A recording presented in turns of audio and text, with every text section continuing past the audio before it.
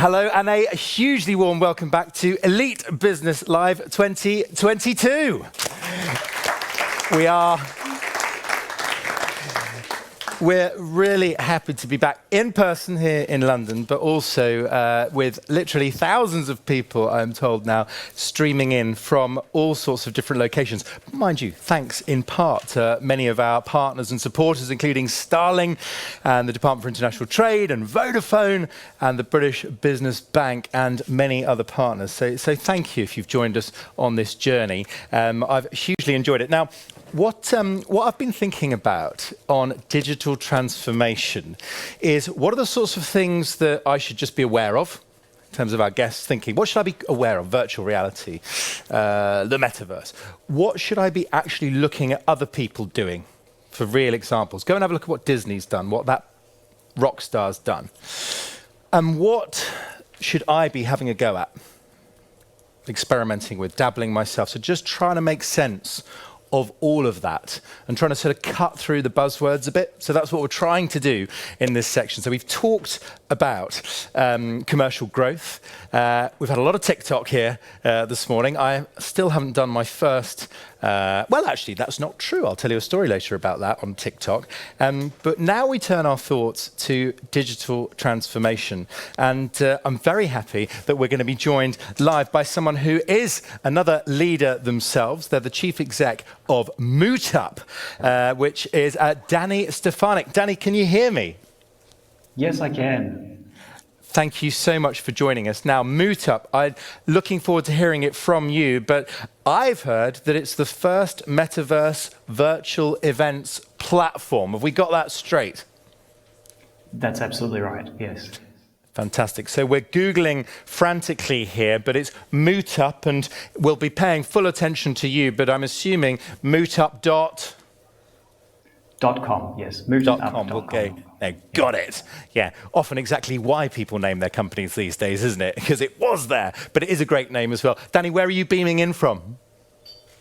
I'm beaming in from Spain at the moment. I wish I could be there in person, but this will have to do. Yeah, well, it's more than adequate. So buenos dias and bienvenido. Thank you very much, Danny Stefanic. Over to you. We're very much looking forward to hearing what you have to say. We'll give you a warm round of applause here from London to Spain. Thank you. As I said, it would be a pleasure to be there in person, but we're seeing more and more virtual happening. So I'm Danny Stefanic, and as Ollie mentioned, I am actually running a business called MootUp, which is for virtual events. But I have quite a seasoned history in the XR and metaverse industry, having started the Virtual Reality Association back in 1994. So I've been doing this for a few decades and have quite a history of building world firsts, such as the first 3D e-commerce solution, the first 360 commercial virtual tour viewer for the internet, and the first metaverse back in 2000. And since then, I've been running virtual, consumer-based virtual worlds and games with virtual goods and land sales. And over the last 7 years, actually building a 3D web platform that's being used by Global 1000 and Fortune 500 companies as kind of their own internal metaverse, if you like. So that's one business built on top of the engine called LearnBright for learning and training, and MootUp for events and meetings. So there's a lot of history there. Hopefully that gives you some context about where I'm coming from. But what I wanted to talk to you today about is the metaverse. And we'll be also touching on some elements of XR, which leads into the panel after this as well. And what I wanted to share with you today is 3 simple steps that you can take to move your organization into the metaverse, and also to start generating a return on it pretty much immediately. And also to highlight how you could become a category leader if you act smartly. So there's some really big opportunities in this space. Now, the term metaverse, it's kind of being discussed under 3 different banners at the moment. One is in the games and entertainment space. So we see games like Fortnite, Sandbox, Roblox. These are audiences generally trending younger that are playing in these games. And it's a place where you can take sort of an opportunity to promote to the market, do marketing. You might be selling, sneakers or soda or something else into these marketplaces, and you can get exposure in them. That's one aspect of what the metaverse is getting a lot of coverage in the media. Number two is kind of blockchains, NFTs. Probably people are hearing a lot about that, and DAOs. These are places where people are selling virtual goods. It's registered on the blockchain. There's also lots of virtual land sales going on, a bit of a land rush that's happening. And the third one, which is the one that I'm most interested in and the one that I'll be expanding on today, is the metaverse for business. And this is something, as I said, we've been running for many years and people are getting real return on. So it's not something that's far out in the future. This is actually something that's ready today, and you can start making it a part of your business and even generating revenue from it. So ultimately, all three of those are on a convergence course over the coming years. That is the games and entertainment, the blockchain, and the metaverse for business. And ultimately, it's going to redefine what the web is. Some are calling that Web 3, some are calling it Web 3.0, but it certainly is an evolution of the internet. And giving a true definition of what the metaverse is, many people have different opinions. Mine has kind of evolved over many years, but a colleague said it really well, Tom May from Creative Block.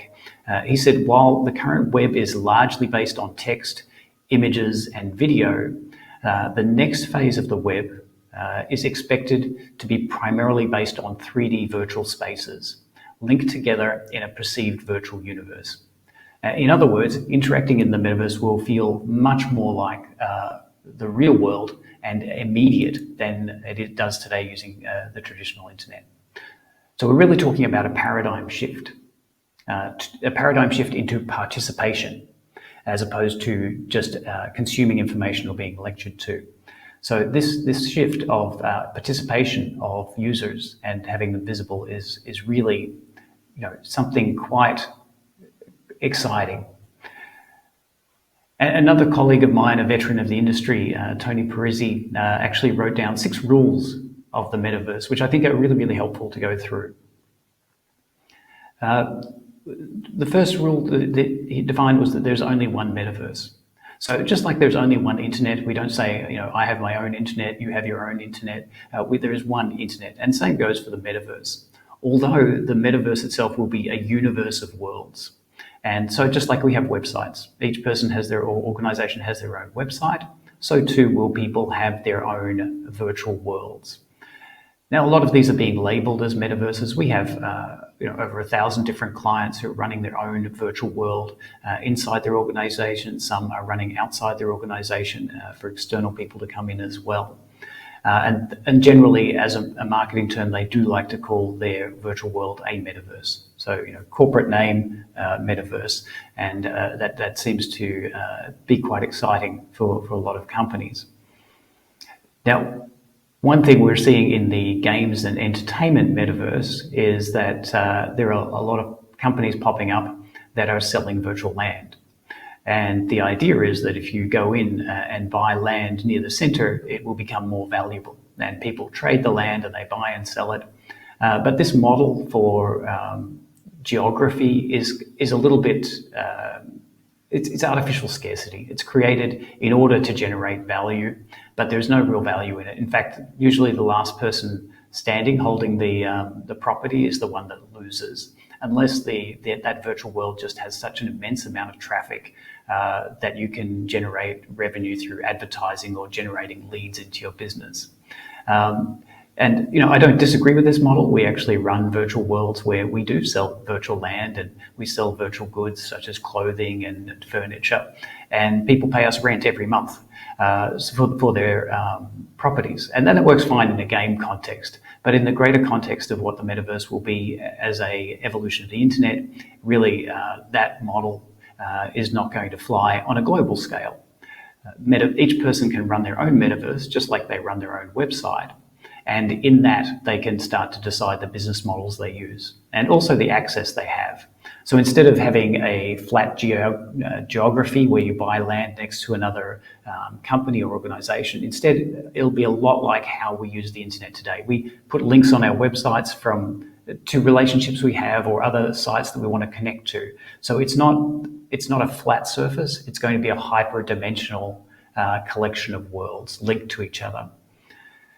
And that sort of leads to the second point, which is that the metaverse is really not owned by one person or one company. There are a few companies out there creating solutions, and they want to certainly become category leaders and try and hold a position in the metaverse. But ultimately, everyone is going to be able to run their own virtual world, just like you do your own website. And that's already in play with technology standards like WebXR, which allow us to build things in the internet that provide these sorts of capabilities. And rule number 3 is that the metaverse is open and for everyone. And this is really important. At the moment, there's a lot of people tend to think that you might just need special equipment, or you need to have a lot of money to get started, and that's not the case. We already have open standards, and we have a lot of standards based on top of traditional web standards that enable access. And even ourselves in our business, we've been able to connect people on low bandwidth connections anywhere around the world, and it's something that is really there are no barriers to entry, and that's very important. And that leads to number 4, which is the metaverse is device independent. And this is critical. A lot of people think you need a virtual reality headset to jump into the metaverse, but it's not the case.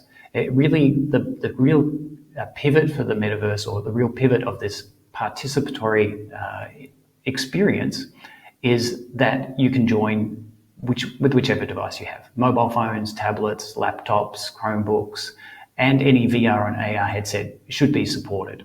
And if it's not, it's really not a metaverse solution. If it's VR only, I call this the VR chasm, actually. The VR chasm is a lot of companies got caught up in the hype of VR and went over and built virtual reality applications just for VR. And unless you've got enough audience or traction, essentially you end up on the side of the chasm where there's a lot of barriers before people can get to try out what you're providing. And it's much better to provide a kind of on-ramp, a soft on-ramp, where any device can be used, or VR. And the key really here is a person being involved in the experience, having the ability to make and influence the environment they're in. And that is the key, more so than the level of immersion. Of course, with a VR headset, you get some really great benefits. But I'd say 80% of the value is in the paradigm shift to direct participation and the co-inhabitants of the virtual world, where you can see and interact with other people. And maybe another 10-15% is the use of VR for immersion. But what you get with VR for immersion is everything is, instead of looking at on a flat screen, you have essentially everything life-size and real around you. And that scale and that sense of being there creates much stronger ties in memory, and also super important in things like training for skill development. But still, you should be able to use any device to connect, and this is important for getting a return on investment for organizations. But one thing that's really great about VR headsets is the exclusion of everything else. It's easy to get distracted when you're on a flat screen, when you've got browser tabs open, you've got your phone beside you. When you put on that virtual reality headset, you're basically just in that experience and not being distracted by anything else. So when it comes to, for example, learning outcomes, it really makes a big difference. And it really reinforces those experiences as something real that you retain as memories.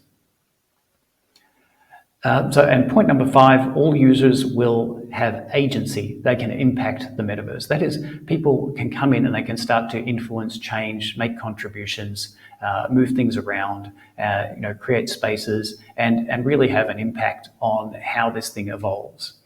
This is heavily dependent on use of open standards and content being reusable across different areas. That can be 3D models, it can be bringing in 2D web content, PowerPoint presentations, anything you like. It can even be digital twins, scans of real-world environments being used as the environment that you're having your event or meeting in. So really, this sums up rule number 6: is the metaverse is the next evolution of the internet. So it's nothing that's so far out that you think it's going to be a few years before it becomes commonplace.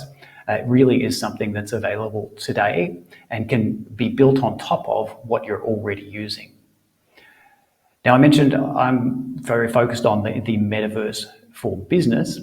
And for me, that area has had real traction. As I said, we've been working in HR and learning and development for the last 7 years, and the last 3 for virtual events and meetings using these technologies.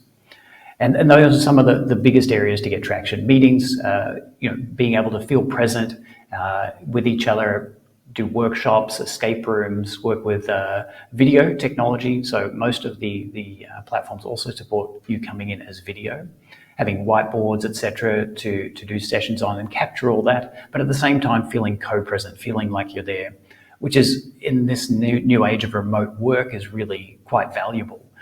Essentially, people are now in organizations that are far more widely distributed, and the sense of being remote is more and more there. And what I like to call it is unremote working.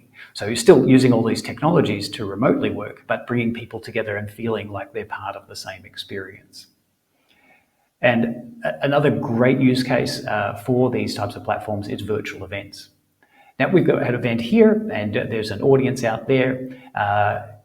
The problem with most of the online event platforms, like, let's say, a Zoom conference, is the audience is almost invisible. Maybe you've got a few thumbnails of people and you've got a chat on the right-hand side, but essentially it's great for the presenters, but the audience remains almost invisible.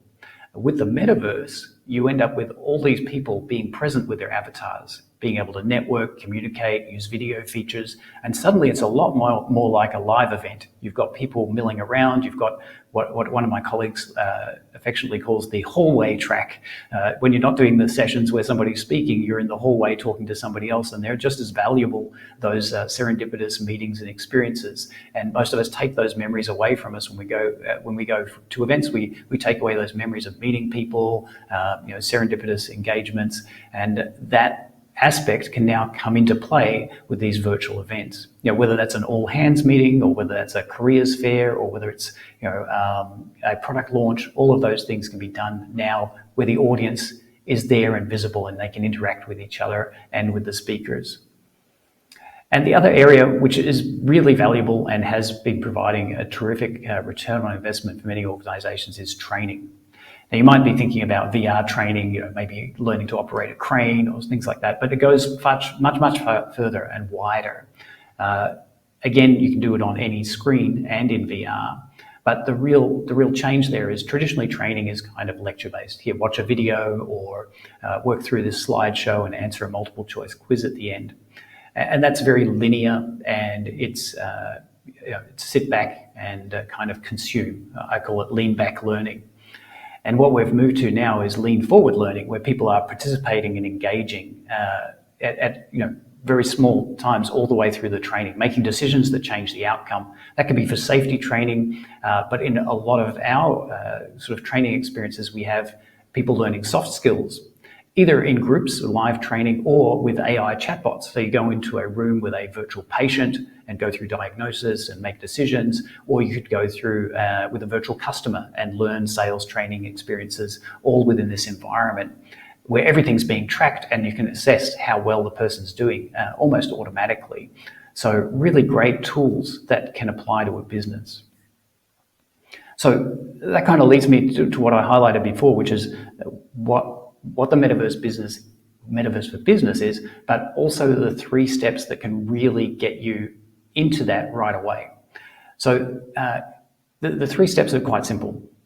Number 1, you need to get a virtual world of some kind. So get a metaverse platform. There's a lot out there that you can choose from.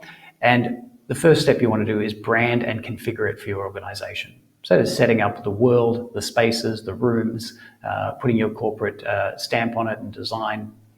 And once you've done that, and that's all up and running, the second part is getting a return on investment for that.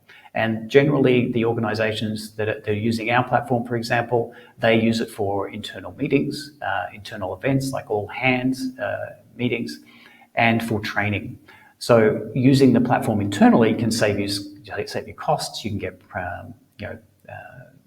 productivity increases, and essentially it can pay for itself very, very quickly.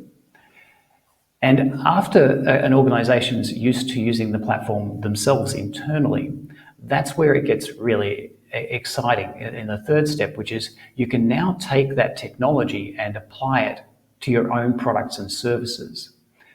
And the very interesting thing is we're almost at the beginning of the internet, if you like. There was all this opportunity for people to become major players in the industry. Remember, Amazon was initially a book-selling company online, and they evolved into something much larger. We're at that very stage now with the metaverse for business. Each sector is available. There are many vertical markets waiting for new category leaders to emerge. So if you get involved now, you can start to sort out where the opportunities are for you to metaverse enable part of your products or services. That might be bringing people into your virtual showroom. It might be, we have clients that are integrating it into their virtual event platforms or integrating into tools like Microsoft SharePoint or their CRM for meetings. There are different areas, and this new landscape of opportunities for category leaders to emerge is really exciting. The real question is, will your organization be one of them?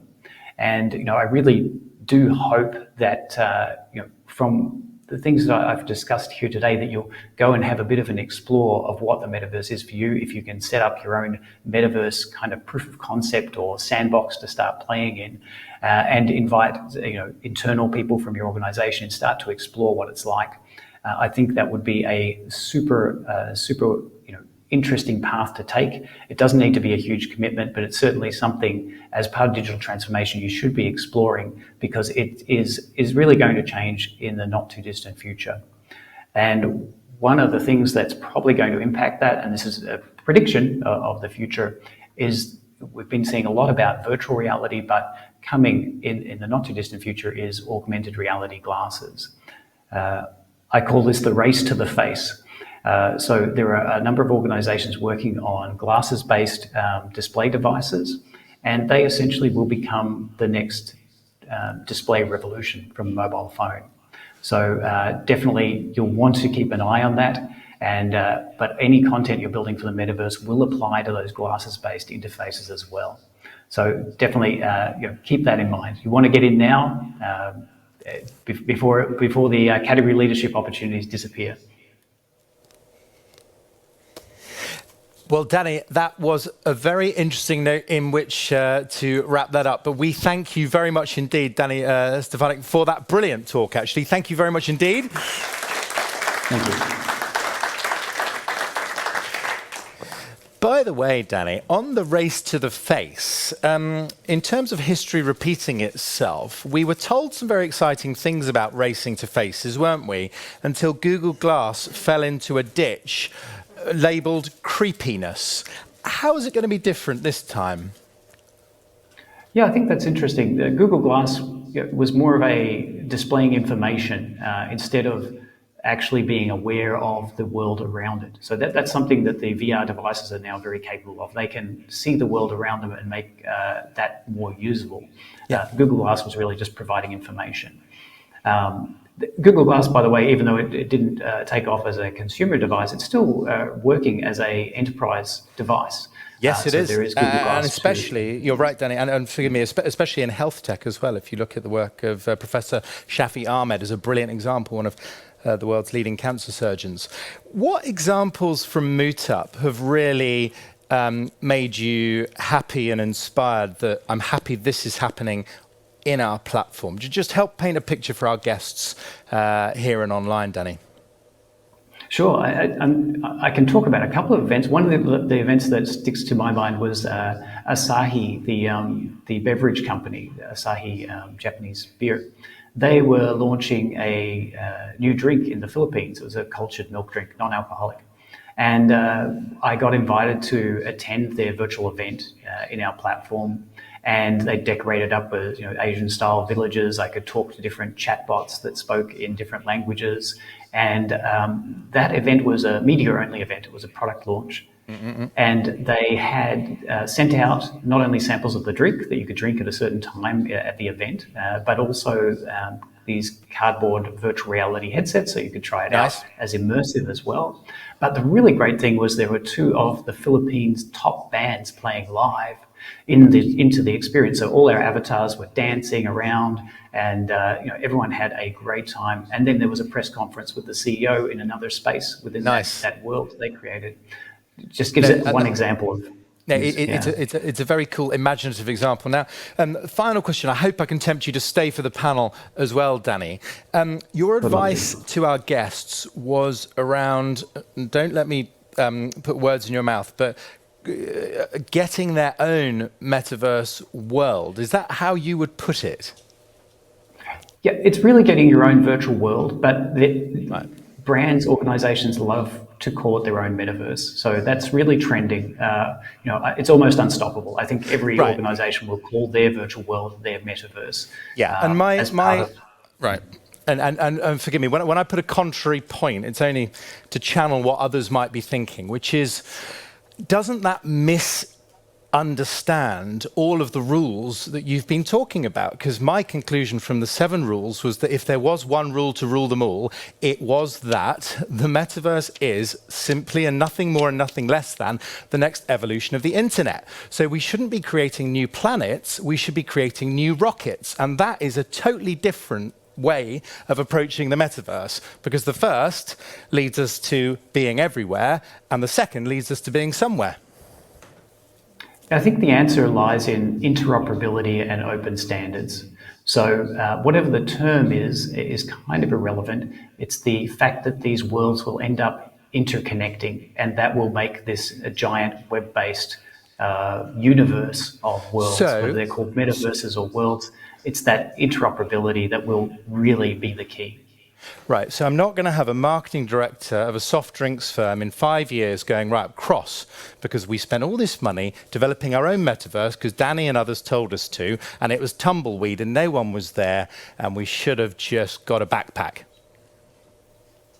Yeah, well, you're still responsible for your own leads and traffic. Just building a world is not going to bring people to you. If you want to do that, go to one of the game-based worlds where the audience already is. Right. But I can give you an example.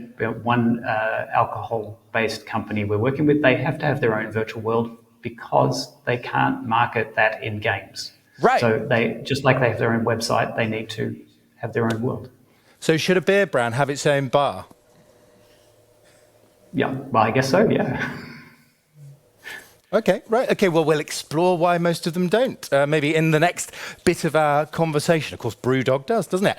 That is another matter. Danny, thank you so much. Can we have a round of applause for Stefanic again? Big grill. Stay with us, stay tuned.